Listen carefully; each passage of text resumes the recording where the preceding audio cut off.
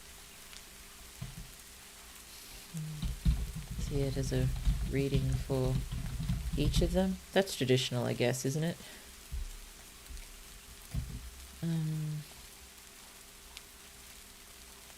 Actually, yes, this could be fun. I think Ryuk would go first. He's happy for the seer to say, you know, aloud to all of them whatever she's got to predict for him. It'll probably be fairly cryptic answer for Ryuk, but maybe we can make it related to his relationship with Traus.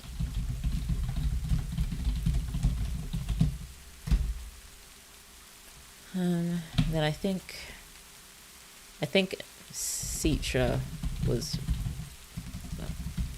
fairly dismissive of the idea eventually, but then agrees to it as long as, you know, they do it in private, which, you know, sort of flies in the face a bit with her being dismissive, but maybe she just is actually scared of what she could be told, and that's why she was dismissive of it, and so, you know, does it in private and doesn't look happy when it comes out. I'm sorry, Citra, I'm being a bit mean to you, aren't I? And Min's happy for the reading, a real tarot reading, to be in front of the others. You know, less cryptic than Ryuk's, but kind of predict finding the child and stuff. Well, maybe not necessarily predicts finding the child, but predicts the child, this big person. Predicts the... I am going to think of better terms, I promise, but the true prime, the ultimate chosen one. And maybe Min thinks she's referring to Liot and feels really bad what he's going to be going through. You know, even thinking, what am I doing out here? Should be finding some way to help him. And Ryuk and Citra, you know, joining forces to talk some sense into one of the few times they join forces.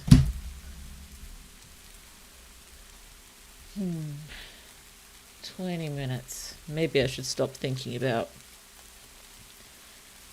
all this later stuff for now and try to get in the mindset of the library a bit.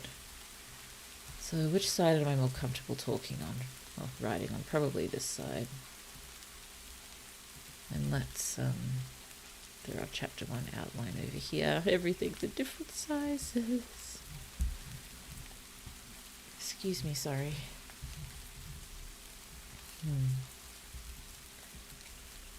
Oh dear, let's close up what we don't need. Yeah, this is huge. I might just close up the notes chapter for now. I was sure there was a way to add colour to these. Whoops. That was counterintuitive. Let's go down here and grab this again. Okay. And close again. I might just run out again for a moment, sorry if you don't mind. I'll just be a moment, hopefully.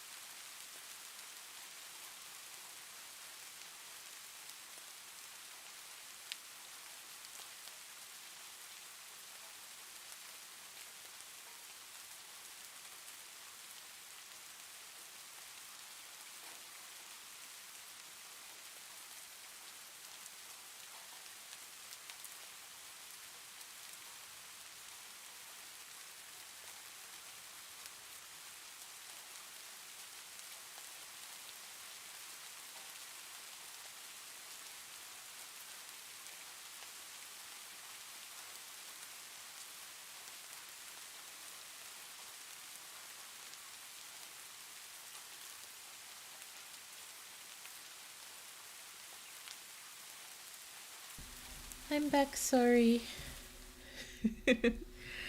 I was bad and grabbed a chocolate.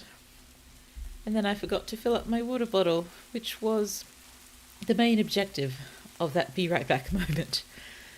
So, had the chocolate, refilled my water.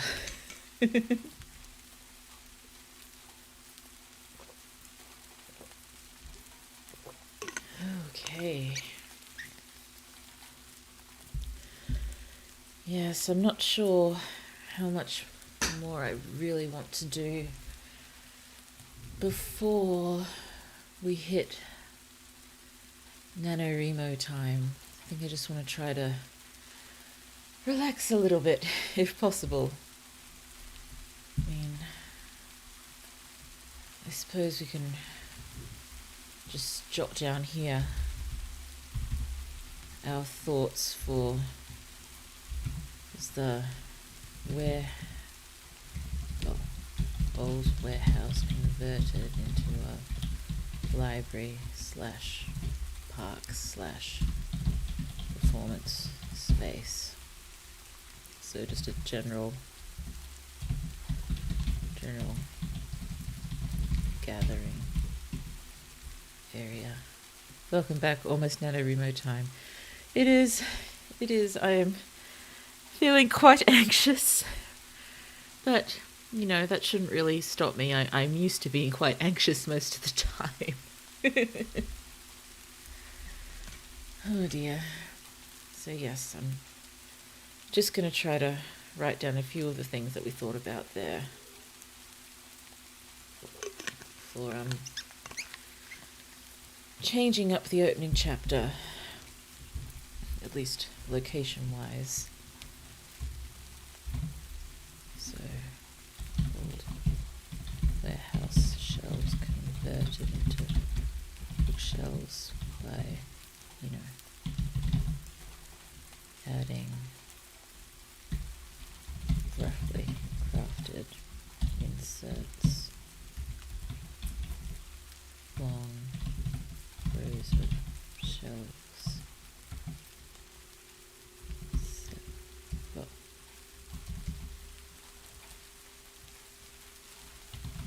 you can see the park's playground through the shelves.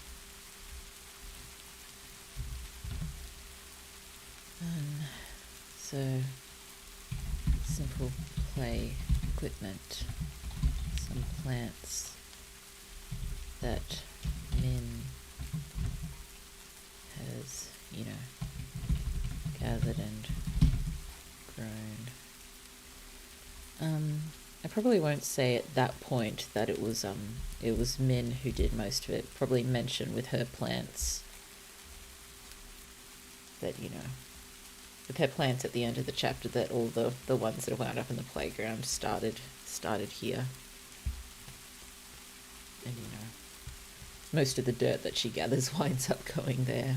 It's nice for people to have the plants.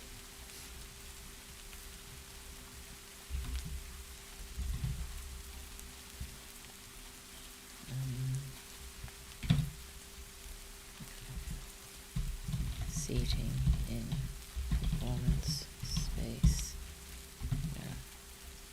stage, and also a screen. Lots of people gather to watch, you know, just the shows. Shows how the ethnicity people look at old disused space and turn it into something useful and beautiful. You can still have the Tree of Life folklore image on the wall.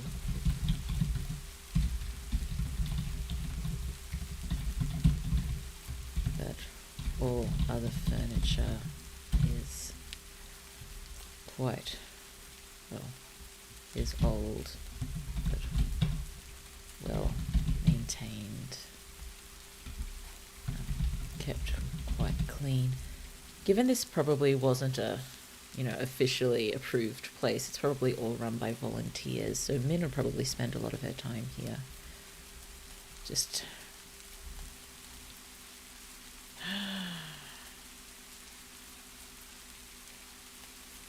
But I suppose as well, if it wasn't approved of as such, would it have a set closing time? Like, why is she sneaking? Aside from... need to think of a good reason. Quite clean. Still, no security besides the trolls. Or, maybe just the sneaking because it's well known that it's frowned upon to be out after a certain hour. And, I suppose it's very suspicious, particularly to be going into a library at this time, up to all sorts of trouble, I guess. Because I don't... there wouldn't be any... well, maybe, initially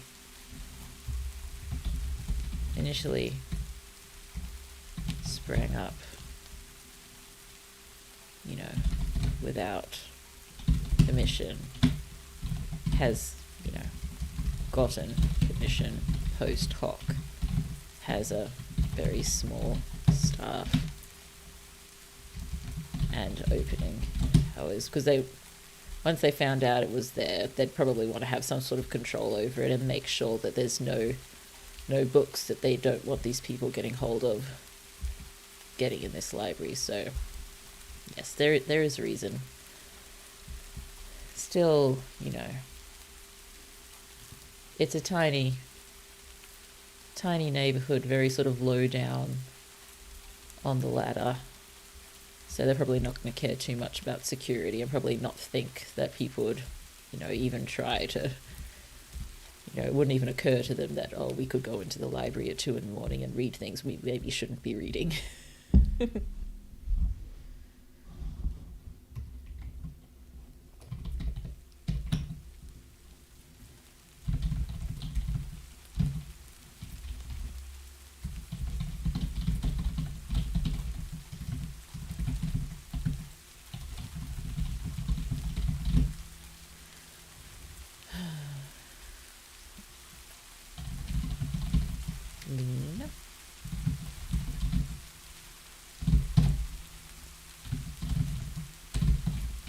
Sorry for the quiet.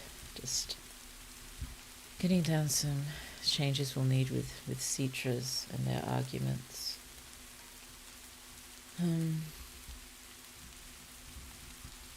Yep. So, don't know why we're taking this kind of risk to sneak into, library can go any old time.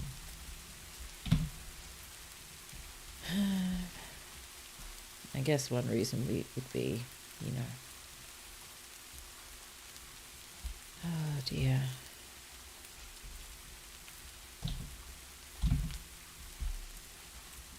And just won't take the risk of,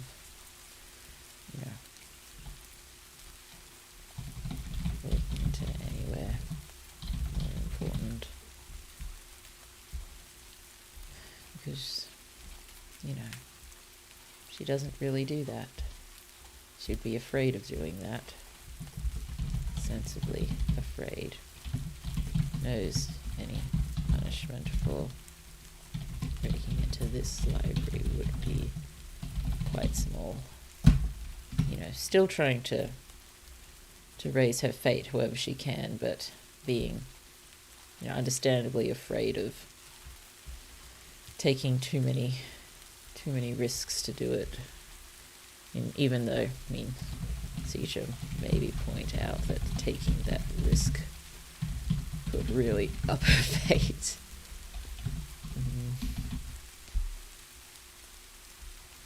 Oh dear. And I took some notes about,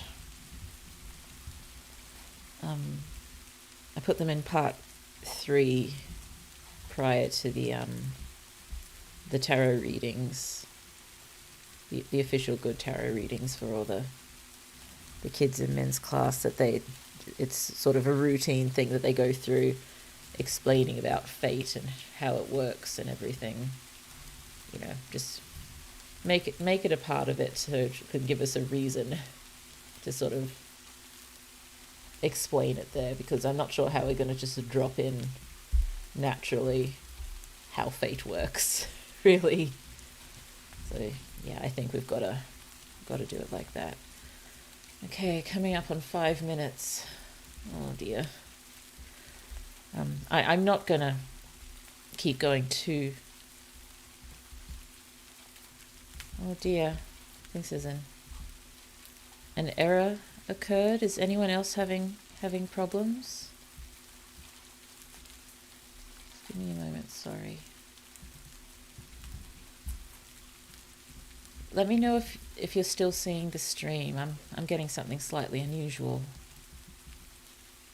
Hold on a moment, sorry.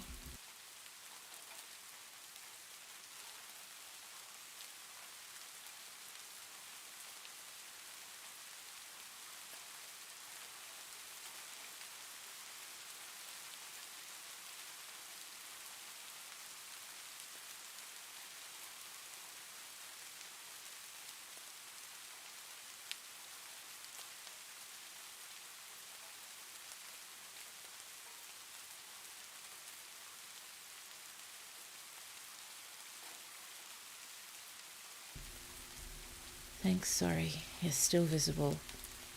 Yes, I checked.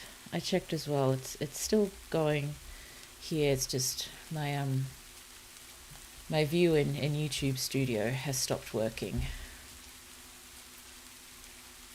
So I'm hopeful that won't mean there's any issues with the video itself. Oh dear, I mean, it says it's live, and if you're getting it, it should all be working. Oh dear. I'm hoping there's not going to be any issues with the VOD. That would be sad. Well, I'm just gonna... I don't want to mess around with that, just in case. So long as the stream is still working itself, I'm assuming this is just a small VTube Studio error that is not affecting the actual stream, just something I can see. Okay, we're at 3 minutes. Oh dear.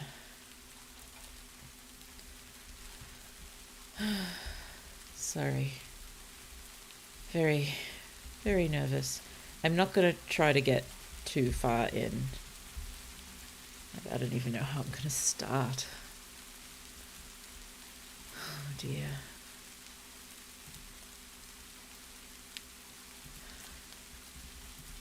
Trying to stay calm. I am calm. So, we didn't talk about the secret passages.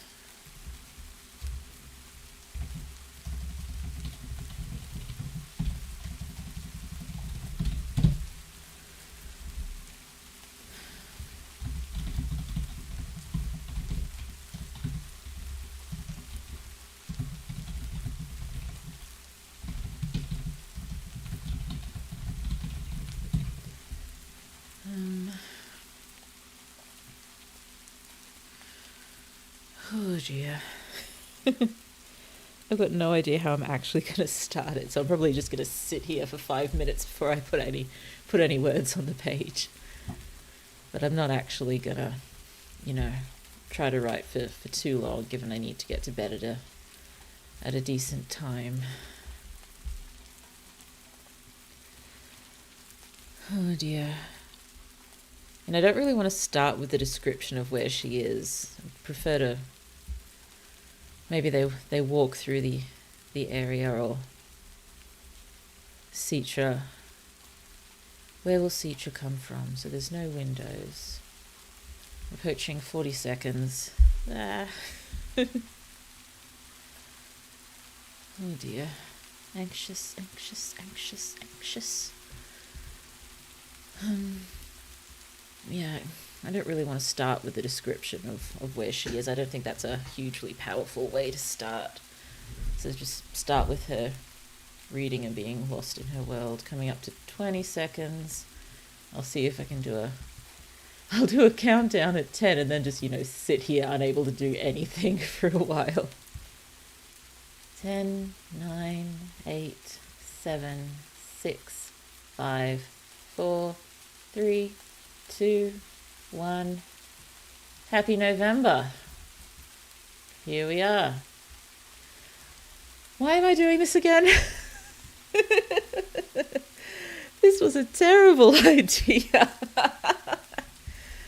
Okay, let's just have a quick jump over here for a second. Just give me a moment. Sorry, I'm just reloading my nano page so we can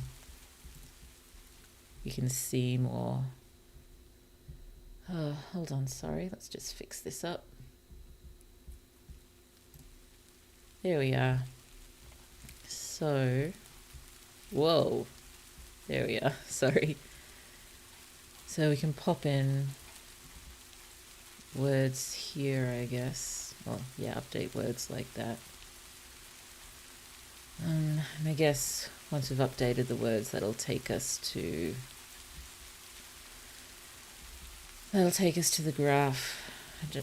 Maybe we can't see it until we've started writing, I'm not sure. Okay, let's get Scrivener back up there. Well, first of the month, time to start the monthly grind. Indeed, hooray! Okay, so...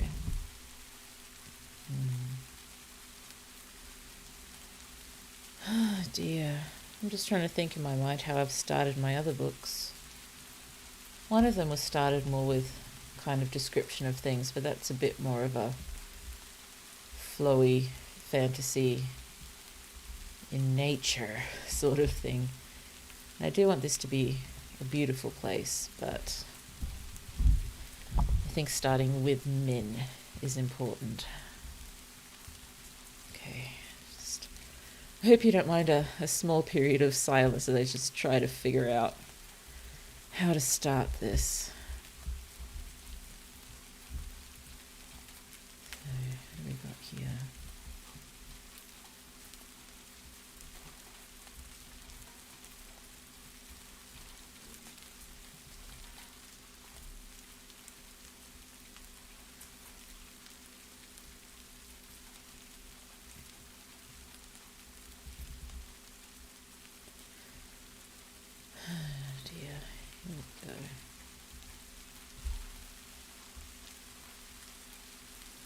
Oh, I thought I had things in better order than this. Oh well. That's okay. Is it? Oh no, that's the problem. Hold on. I've got the wrong thing open. I'm supposed to have... Whoops, wrong one. Chapter 1. Outline. That's more in order, which means I put all that stuff in the wrong place. So I'm just going to shift it over. Wonderful start.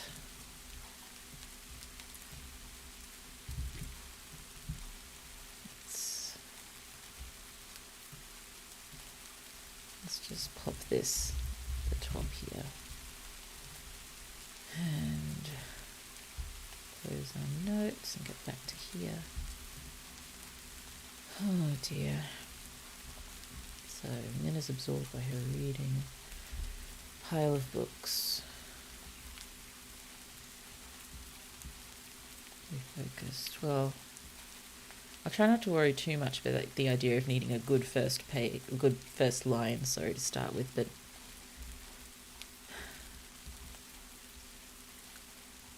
won't be raps on the window. I think we've got to go full on, Citra is there whispering her name. She's just so distracted. Oh dear, sorry. Knocked it again. And it can describe the place as they go through it to get to the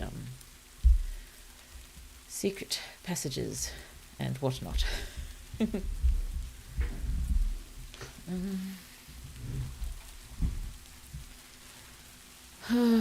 Would she come right up to her, or would she be hiding by a bookshelf? I mean, I suppose there's no real reason for her not to come right up to her if she's inside anyway, unless she's calling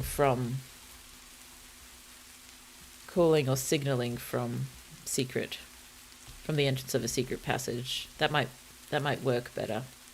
It's further away. The sound will have to carry more.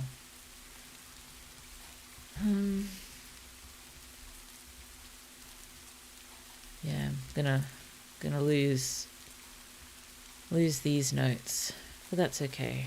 I've got better ones, I think. Okay.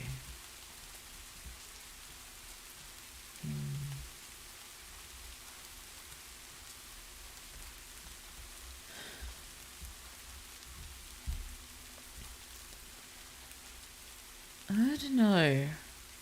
And thinking there's no security cameras doesn't feel quite right if they're trying to keep a close control on the inner city. So maybe there would be a lot of cameras, hence the going through all the passages to get out of there. That probably makes more sense. But inside the actual library itself, there's no cameras. Okay. Sorry, stomach very full of the flapping butterflies at the moment. Really just want to get a few words down at the very least. How can we do this?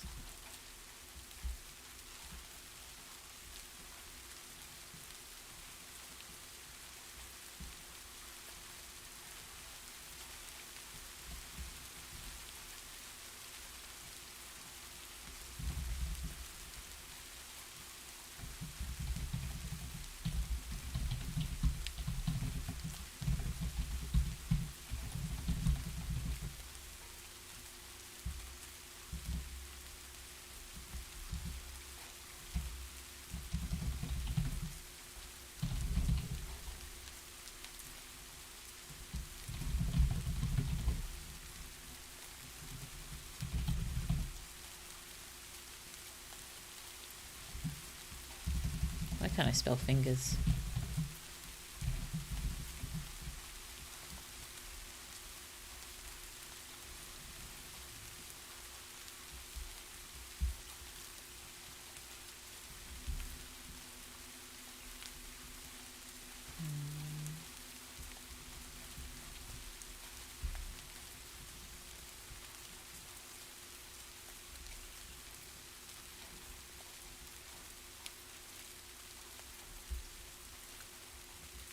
Sorry. This can't be interesting just sitting quiet staring at this. I already feel like I'm phrasing things wrong and I can't figure out how to finish the sentence. Because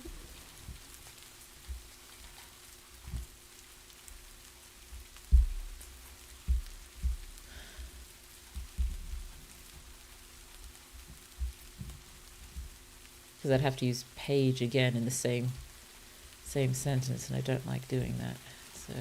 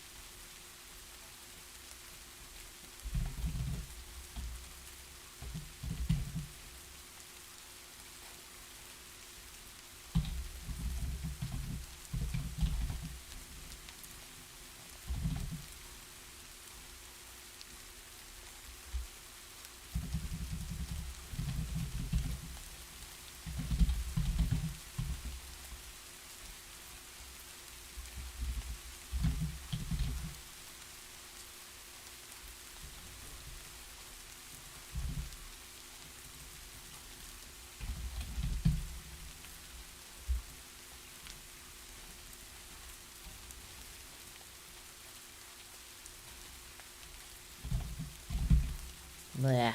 Awful. Oh well, let's keep going. How many words is that? 22.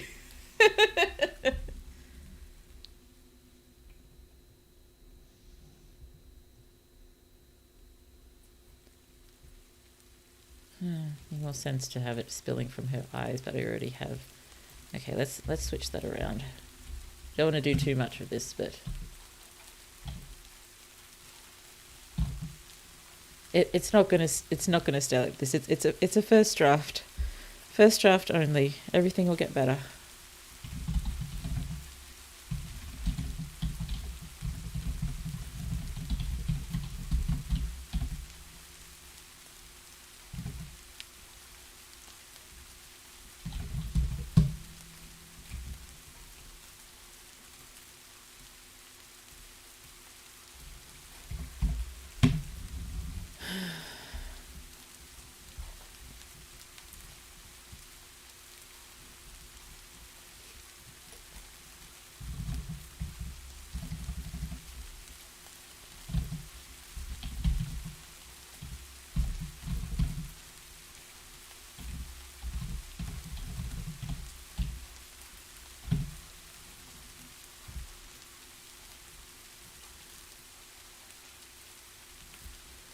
Gotta start somewhere. We do. It already feels too flowery for me. Oh well.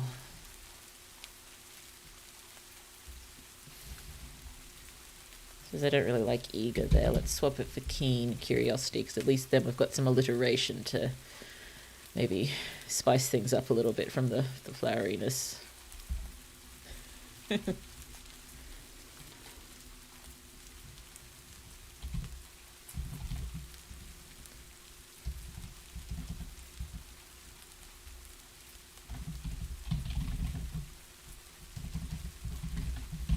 this is a bit cliche, but oh well.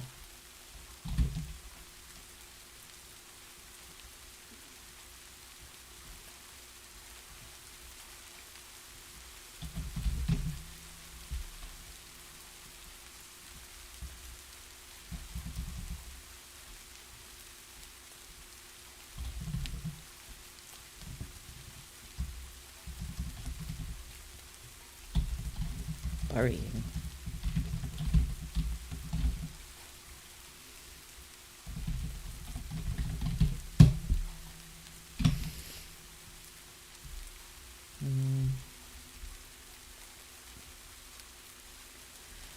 Just keep writing, just keep writing, just keep writing, writing, writing. What do? We write.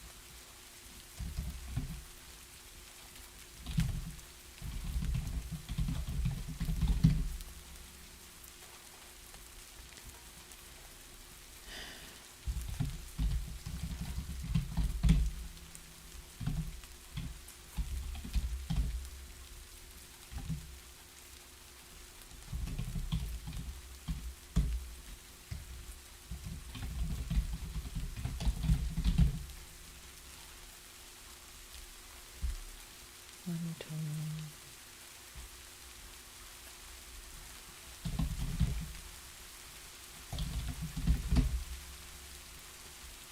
I don't know.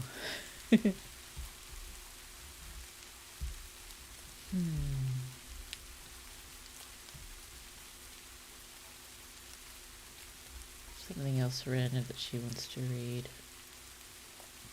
Because she will read just about anything. She has a lust to know.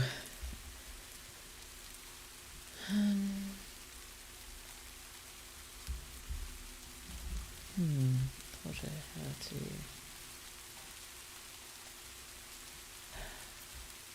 Maybe something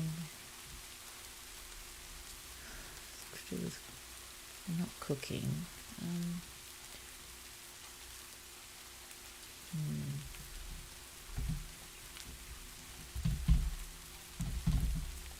Identify something related to bugs, maybe? No.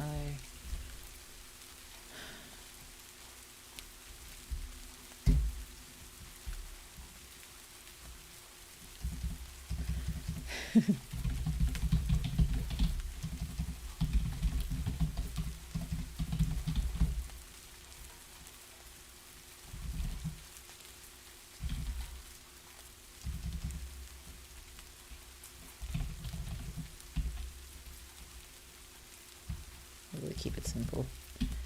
Anatomy book. Sure, why not?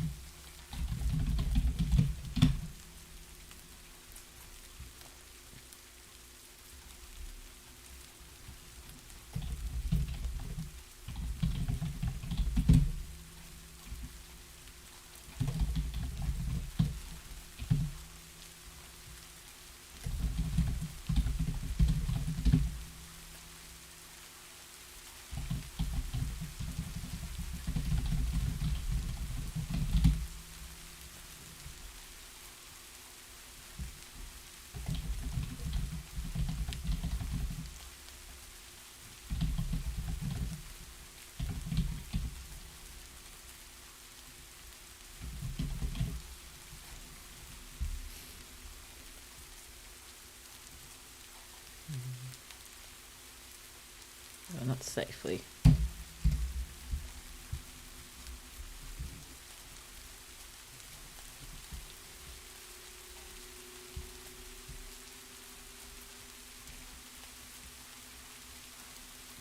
Excuse me.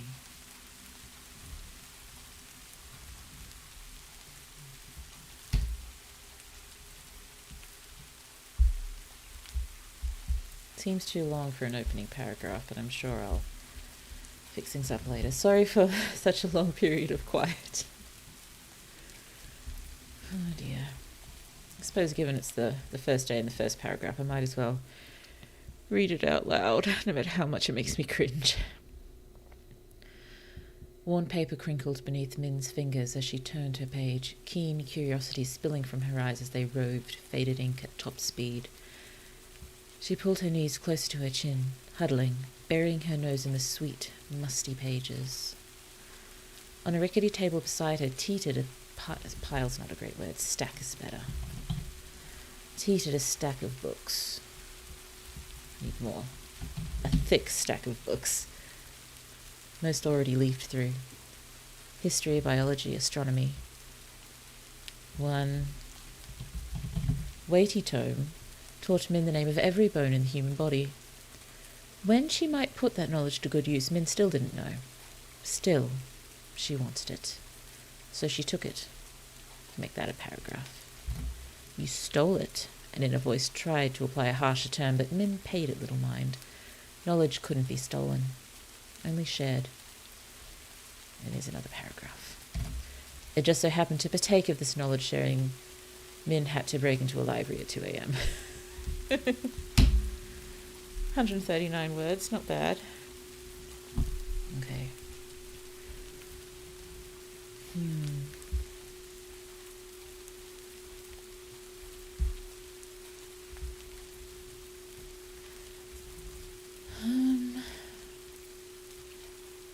What kind of seat is she in?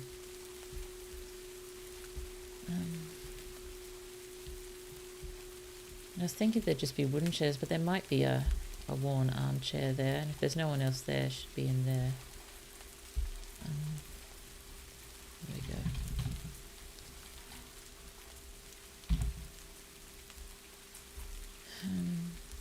It's supposed to be so old, the padding would be almost non-existent.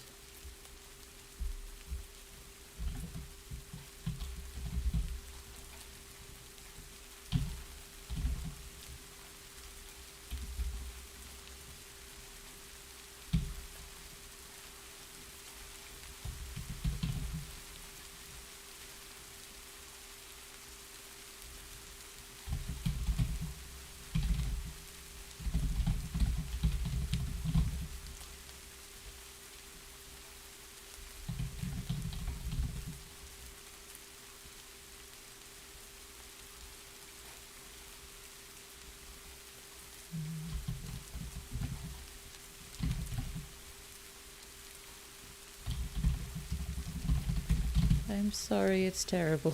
I'm trying. I think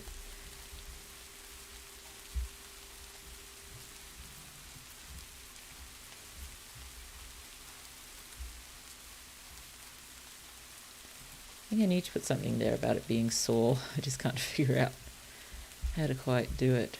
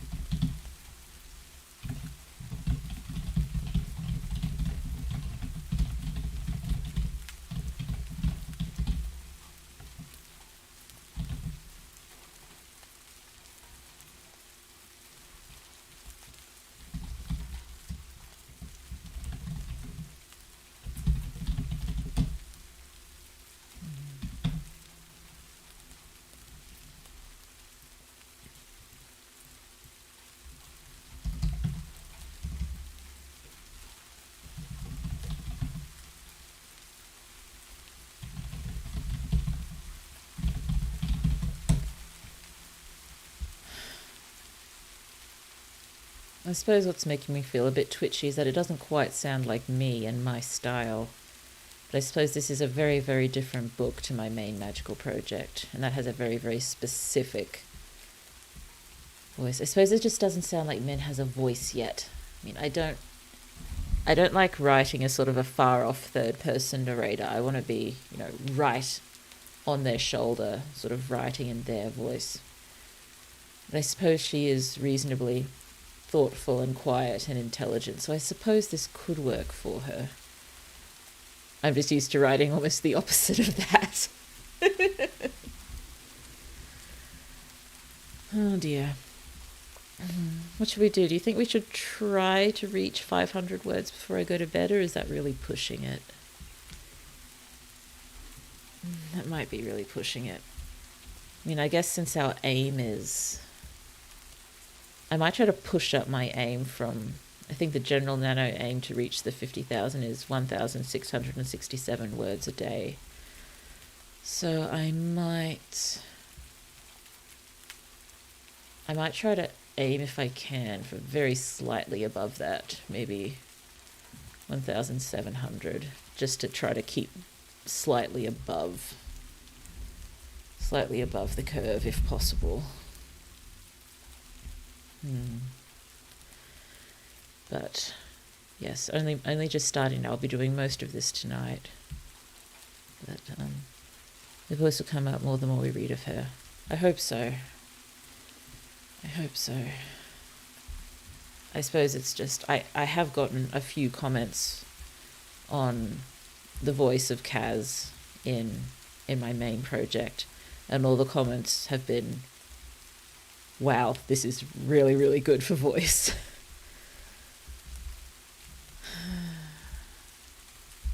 I don't know. And I guess with Kaz as well, he just has a very specific sort of brash way of speaking that works into the prose. So no matter what you're reading, whether it's dialogue or not, you know you're with Kaz. And I'd like that to be the same for Min and Liot. I suppose it's a little bit harder because, you know, they are reasonably similar. But I suppose it would work if Min's voice is more story-like, given she's big on stories and readings, whereas we could probably have Liot's a bit more disjointed, if possible, without making it hard to read. We just need to sort of get his anxiety and difficult situation just emanating off the pages, just from the way the prose works. And I know that'll come later, because it's just been so long since I've actually started a new story. This is a lot. Also, this is a young adult, so I'm probably going to restrict myself to only 1 or 2 uses of big swears. Yeah, very much unlike my magical main project, where Kaz is, you know, every second word is a curse.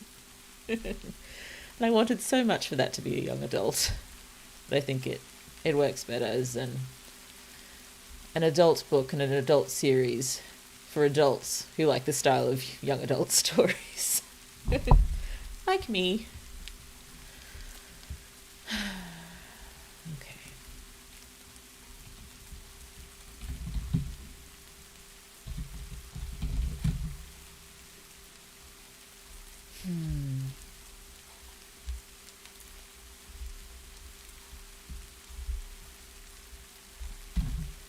Too enraptured in. Oh, I've got leafed through. Probably already poured over. It'd be better.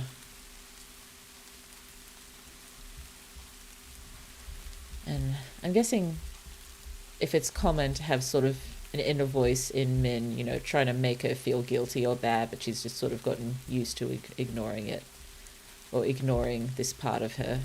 Maybe, well, if she has read a lot, maybe I suppose might be a bit more sophisticated. Yes. Indeed. Much more creative. No, the big swears will probably get from Citra, Brioc, or the Hunter.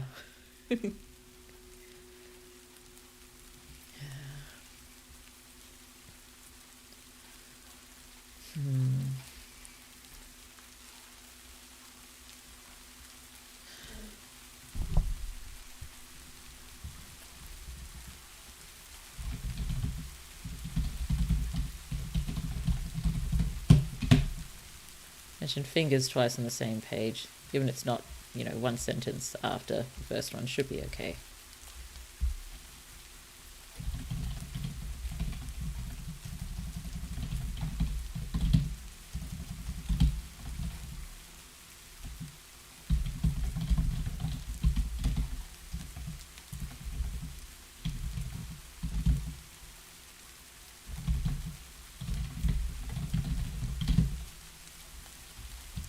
New paragraph, just for fun.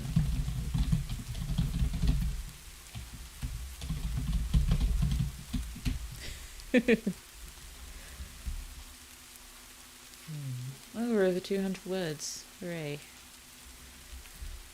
I'm definitely going to have another celebratory chocolate once I finish up.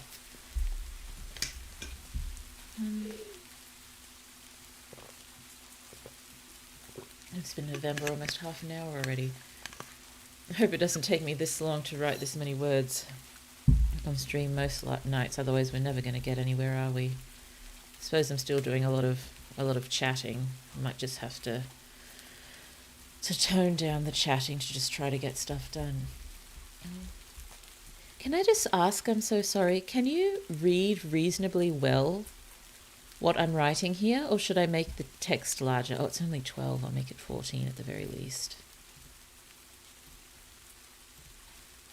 Just so it's,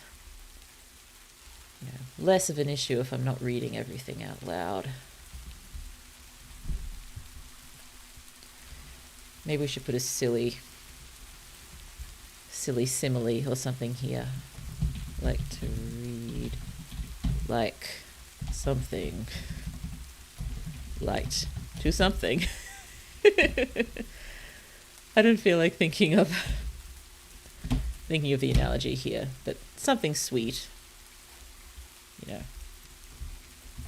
Something sweet and a bit corny.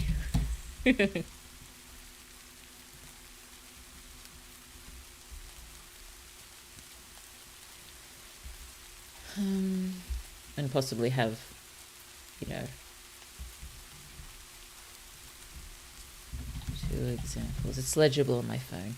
Thank you for letting me know. It's good to know. I'll try to remember to keep it in 14. I'm not minding this Sitka text now that I'm using it. Just let me throw it in Garamond for a second. I might decide to keep it in Sitka if it's just going to be the one that pops up anyway, and it's reasonably good. Oh yeah, Sitka is bigger. Let's go back to that.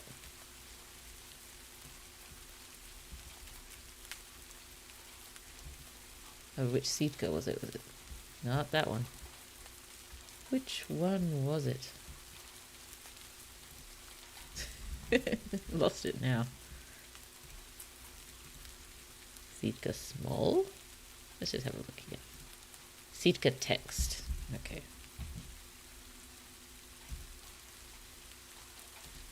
There we go. That'll do.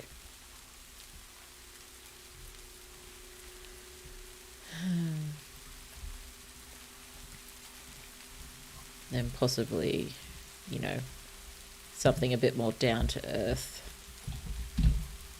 Like, probably change it like grands, like gambling.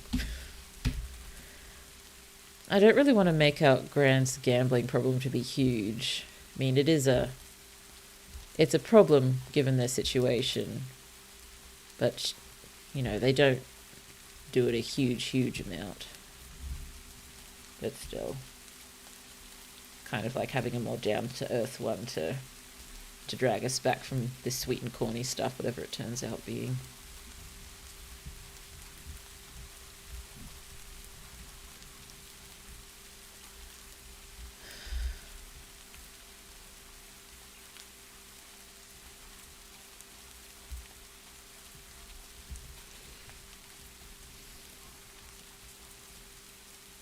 What's the term I'm looking for the facial expression that she's got?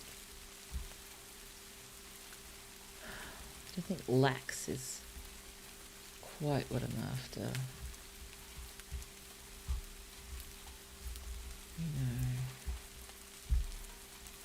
Well, you don't, because you don't see what's in my head. Apparently, I don't even see what's in my head.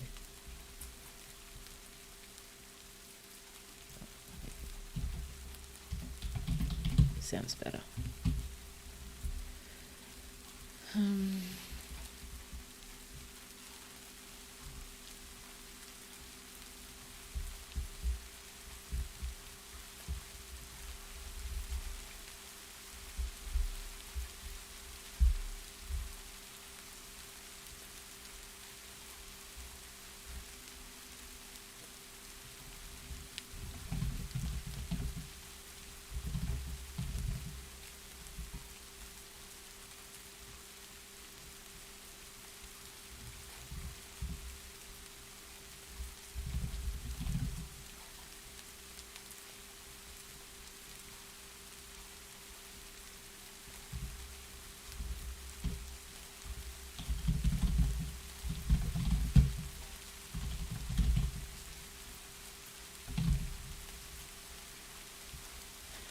I'm hoping I'm clear here that it's just sort of inner voice, the way many people sort of, hear their thoughts as a monologue.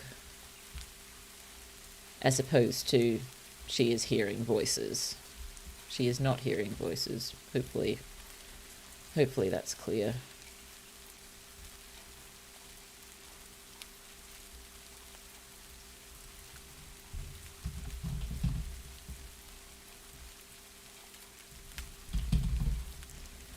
I shouldn't be going back.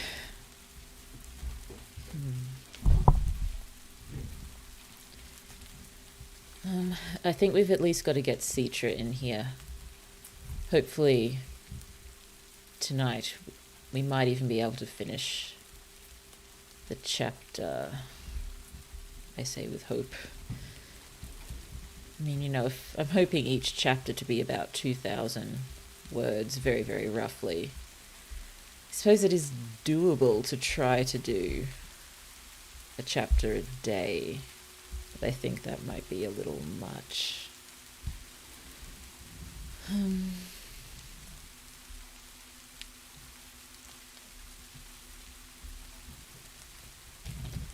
Trying to get something about her expression here. I just can't think of the word I'm looking for.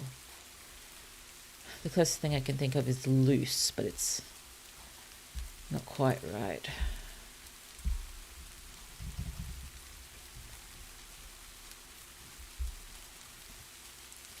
Like a sort of a slack expression, but without being vacant. I'm not quite sure what I'm looking for.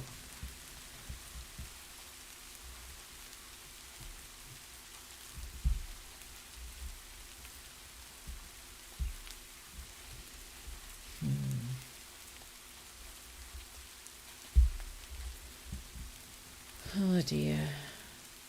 We've hit 3 hours, haven't we? Let's see if we can get Citra in.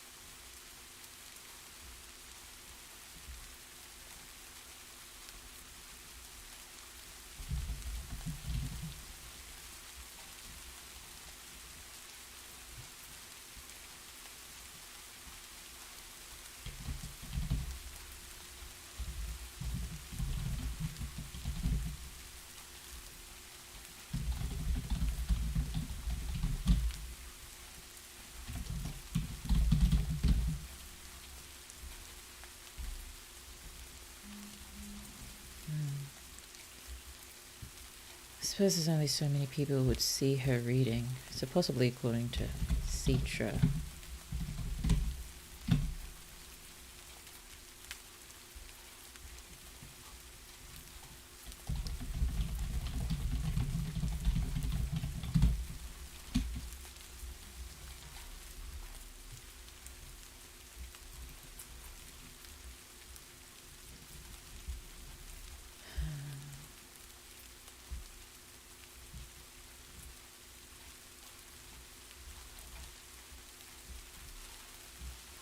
I kind of really want to say it looks silly to an extent.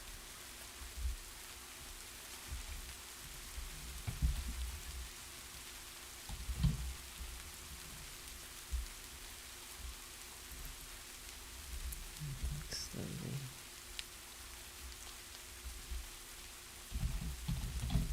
It's an adverb. Run! I like adverbs, but apparently we're not supposed to use too many.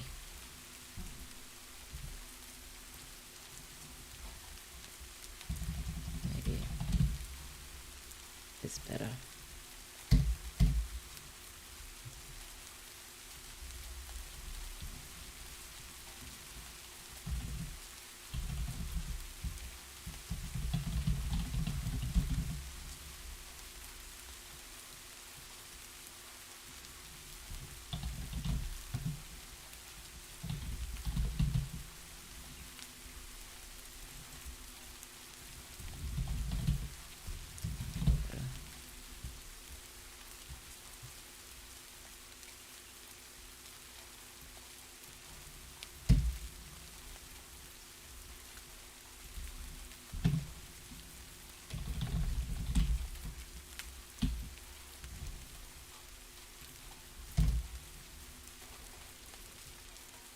She definitely has vacant moments, but just not while she's reading.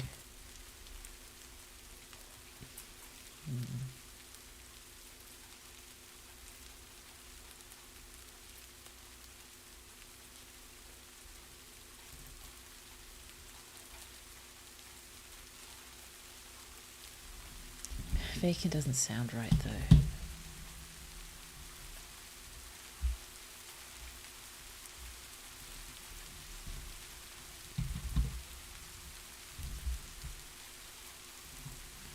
I'm not sure it works with simple, but I'll leave it as is for now.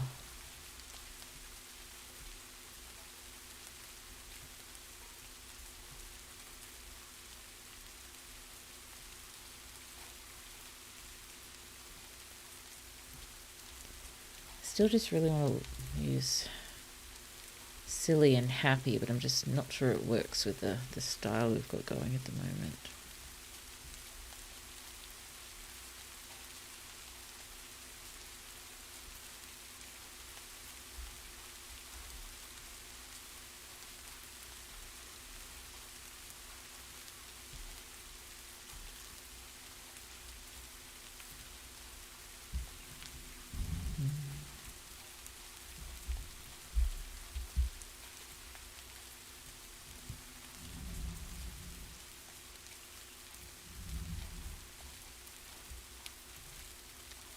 So I'm just trying to figure out how to make this work.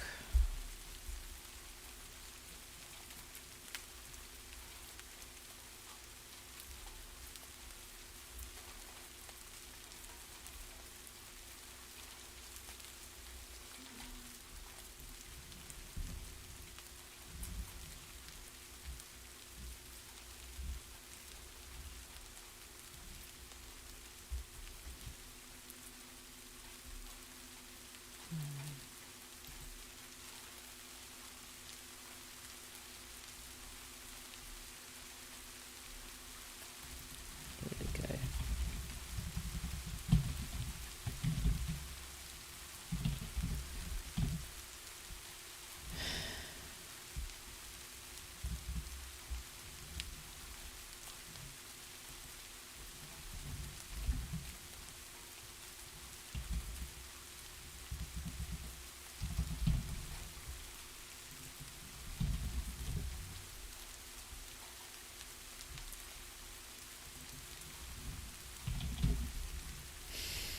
Again, don't know if it works, but let's try to keep going.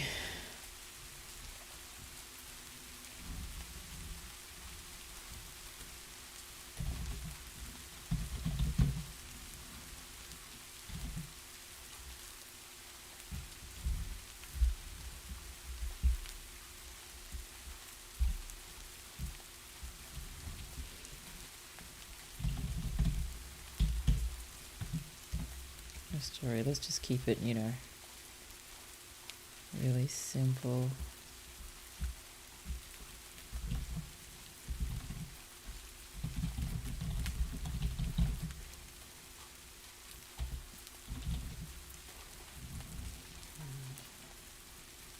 I don't know.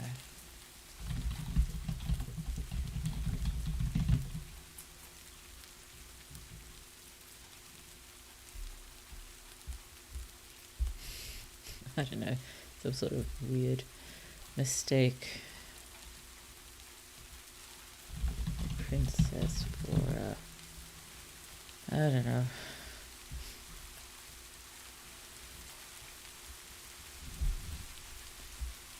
Let's sort that on the...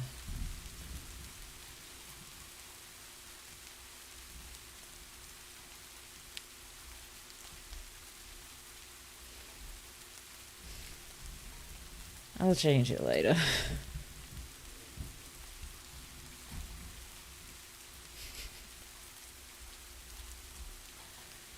What do I really just want to say? Just for a fish. I don't know, maybe it's a... I suppose that's a thought. There's the salmon of knowledge story. I've thought about that a few times for another idea, so tying in things with knowledge and stuff again and fate, so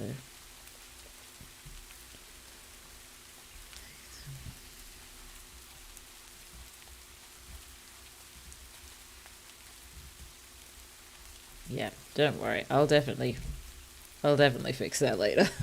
The shoemaker was about to mistake the princess for a fish. Don't worry, it won't stay there. It's just to keep us going.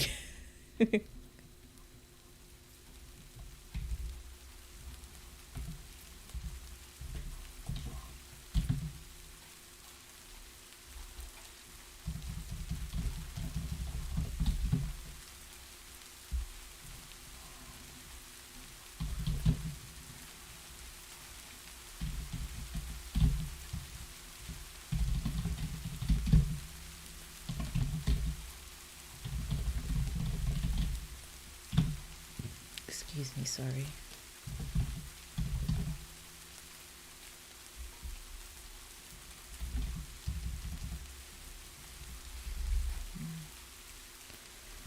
I don't know about doing that because that takes the narrator backwards from Min. I want to be right with her. I don't like doing, it took 3 things. The first one she didn't even hear. If I'm right with Min, that's not how we want to do things.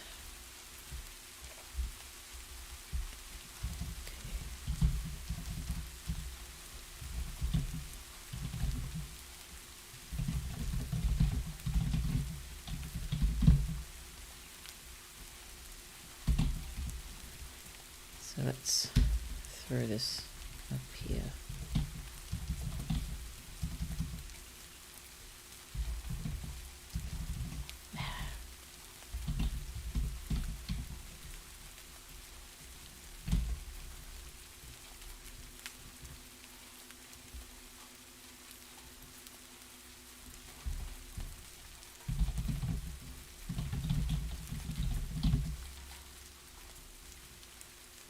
Probably be stone, wouldn't it?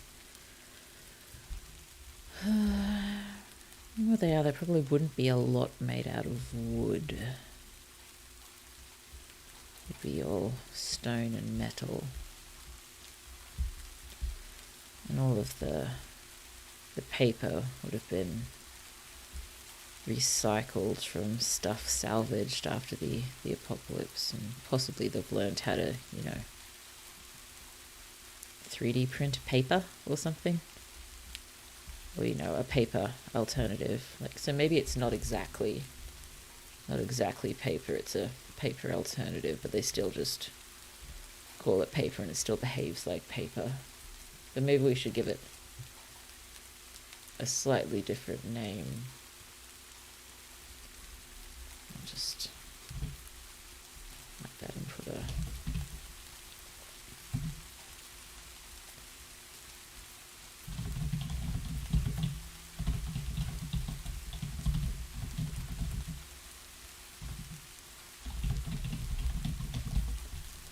I know all of this is going to add to my word count. I don't really mind because it's, still important for getting the story written.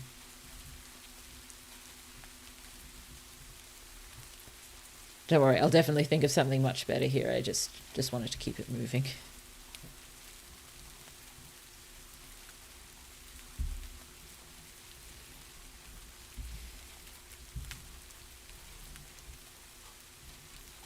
Capitals and italics. And he stopped as soon as I went too far back.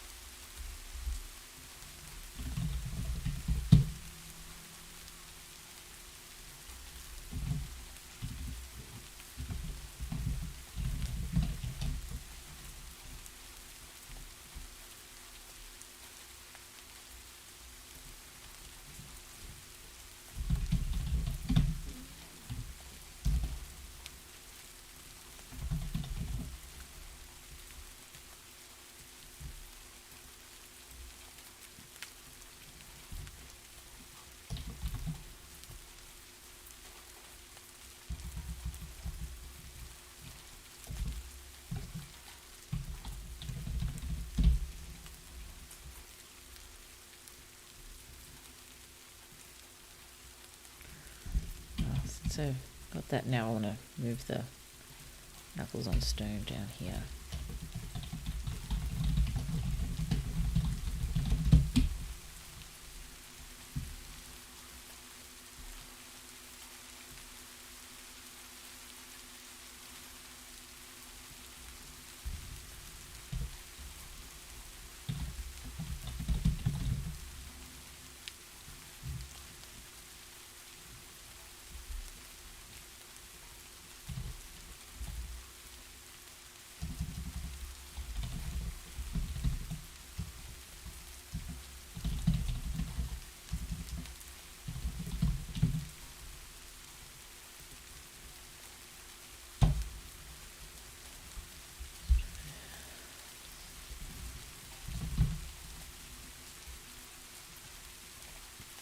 Kind of like the idea of starting to vaguely go into the description here because, Min is distracted, and then interrupt that with the wrapping, and then we can go into the description properly as she's walking to join Citra.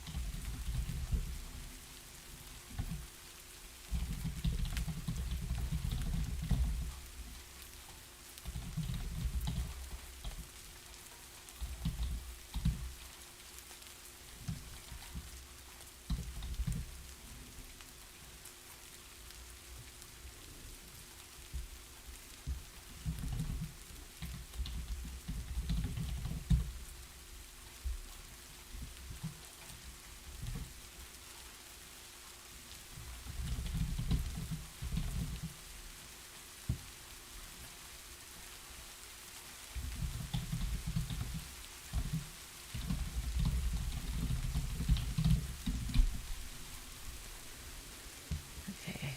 Let's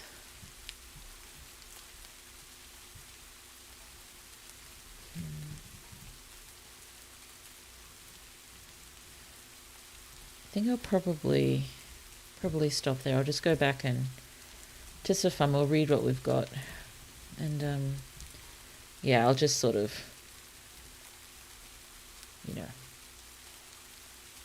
skip a little bit over this part, just go straight here. I don't feel like sitting here for 10 minutes trying to think of a simile that could work. That can come later. Okay. And I'll just say paper now. I'm slightly unsure about putting a new term in the very first sentence, but I suppose if I can tackle this well enough, it won't really matter. So let's see. Worn paper crinkled beneath Min's fingers as she turned her page, keen curiosity spilling from her eyes as they roved faded ink at top speed. She pulled her knees closer to her chin, huddling and burying her nose. I just wondered whether to make it a bit...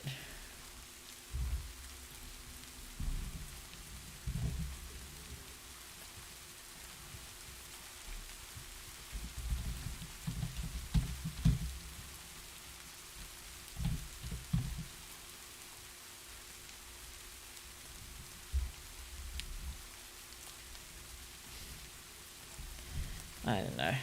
I can make it better later. I shouldn't be.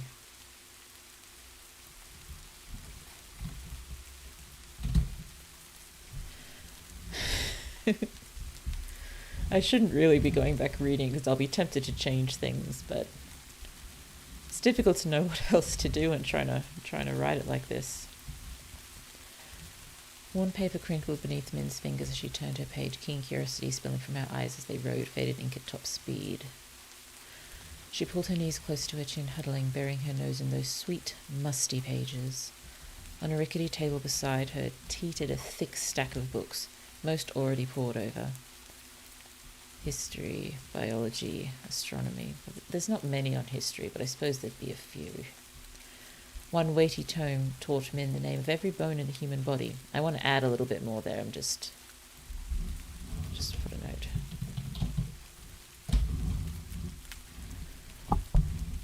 When she might put that knowledge to good use, Min didn't know. Still, she wanted it, so she took it. You stole it, a harsh inner voice tried to insist, but Min had dealt with this particular guilt-mongering voice many times. Well, I'll think of a better term for inner voice there, given I've already used it already. And paid it little mind. Knowledge couldn't be stolen, only shared. How many words did you manage to write in this 40 minutes? Just under 400, so not great. And that's including these notes to myself, but I think it's okay to include those. I'm pretty sure it's okay. You stole it, a harsh inner voice tried to insist, but Min had dealt with this particular guilt-mongering inner voice many times and paid it little mind. Knowledge couldn't be stolen, only shared. It just so happened to partake in this knowledge sharing, Min had to break into a library at 2 a.m. Curled in her armchair, Min squirmed, her rear gone numb. The long dead padding of the chair did nothing to protect her from the tough skeleton within. Maybe tough steel skeleton within. But Min barely noticed her discomfort, too enraptured in the story unfolding beneath her fingers. Well, I've used fingers, but not fingertips. It was familiar and comforting, and every bit as compelling as the first time she'd read it, and the second, and the third. Min liked to read. She liked to read like, insert similes here, like Grands like to gamble.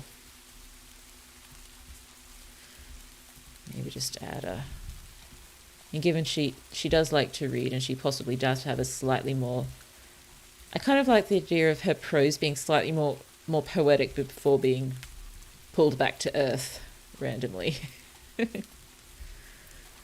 So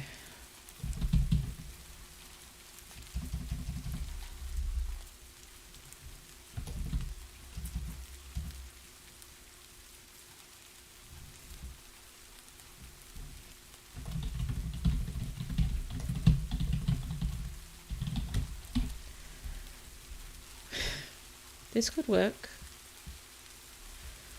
A languid smile stretched across her face, her expression silly, but happy with this simple pleasure. At least, silly from the outside looking in. At least, outside looking in, according to Citra. On the inside, Min was anything but silly. Most of the time. Rap. So focused on her story, she was halfway through chapter 3 and the shoemaker was about to mistake the princess for a fish. I have to change that, but something in me kind of wants to keep it too. Or at least keep the vague idea. She barely heard the distance. Well, the distance pushes me back from Min, so let's make it that distance. She barely heard that distant tap-tap echo across the repurposed warehouse. I don't really want to say ancient because it's not ancient as such, but old doesn't sound quite right either. I'll just do old for now. And aged just sounds more like it should be used for people. Maybe aged. Let's go with that. The aged space, disused for so many years, had been brought back to life by her neighbourhood as a community space. She knows big words. Kaz does not, so I don't tend to use them very much. So that'll show a big change in prose when we swap to some of Kaz's siblings in my main story who, use slightly more impressive language than he tends to. Every now and then he uses a piece of reasonably impressive language, but that's because he's learnt it from his siblings. It's not a common thing. Whereas Min is well read and loves to know things, and so this language would have just worked its way into her vocabulary very naturally, I'm pretty sure. Adjacent to the library was a playground, a small performance space, and rap. Min's eyes flickered from her page, disturbed by... She frowned. What exactly had she heard? It sounded like, "Would you get over here?" Knuckles on stone. That's what it sounded like. Okay, so that's... As long as it's I'm including my little notes to myself. It's too hard to try to cut them out, and they're important for getting the story moving, so they count. I'm telling myself they count. So that's 398 words in roughly an hour, which does not bode well for trying to reach. Well, if I shift that up to 400 and I write for roughly 3 hours a night, it's 1,200 words in 3 hours, which is not quite fast enough to get anywhere close to the 50,000 words. I suppose I'll probably have some Thursday sessions to build that up, but I'm going to have to start moving quicker. And hopefully I will as I get more used to this, but I will have to cut down on the chat. I'm sorry. It's discovering how this is going to work, and there are going to be stretches of silence, but hopefully the rain and the tapping is pleasant enough, and watching the words unfold on screen. I hope it's, vaguely interesting at least. And I'm sorry again if it's just terrible to start with. This is a first draft. It'll get better, I hope. Okay, let's just jump across to my nano page. So that's 398 words. So, whoops. Let's add some words. 398. How did I feel while writing? Let's go with this one for now. Update progress. Okay, that many. How do I see my table showing me how I'm looking? Is it on my profile? Ooh, I got a badge. I got 2 badges. First day update. You earned this badge by updating your progress on the first day of your goal. What a great kickoff for your writing. You won this badge a few seconds ago. Update your writing progress. You earned this badge by updating your progress. You're on your way. You won this badge a few seconds ago. Oh dear. You think I should reward myself?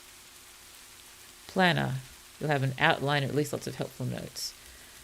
Yeah, I'm a planner. I'll look through some more of these later. But where is the table? Yes, you might be able to see my profile there. My NaNoWriMo. Stats. Check your writing progress. There it is. There it is. 398 words of the required 1,667 today. Hopefully we'll get there tonight, but I think I've really got to get to bed now. Yes. At this rate, you'll be done on March 5th next year. Looks like you felt stressed. Oh, yes. Okay, sorry. Let's jump back over here. Whoa, where are we? Here we are. Okay, so thank you for starting my nano journey with me. We at least started, got a few hundred words down. It's a good start. Hopefully we'll get more than 1,000 done tonight.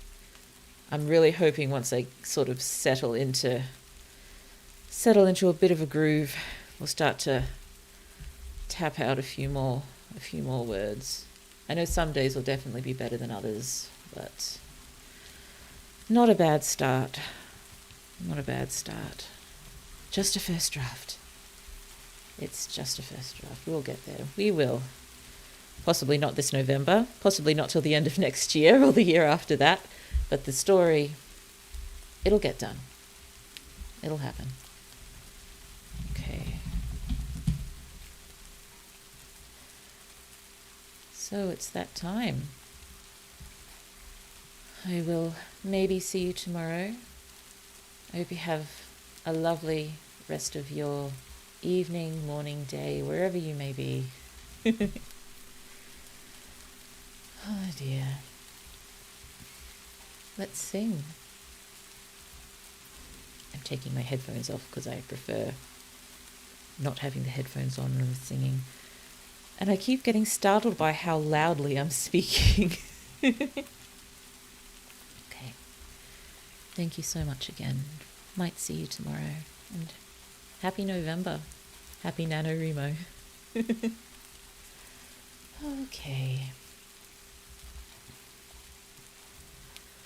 Of all the money that here I had, I spent it in good company. And all the harm that here I did, alas, it was to none but me. And all I've done for want of wit, to memory now I can't recall. So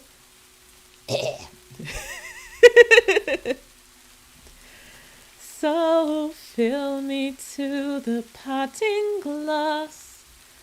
Good night, and joy be to you all.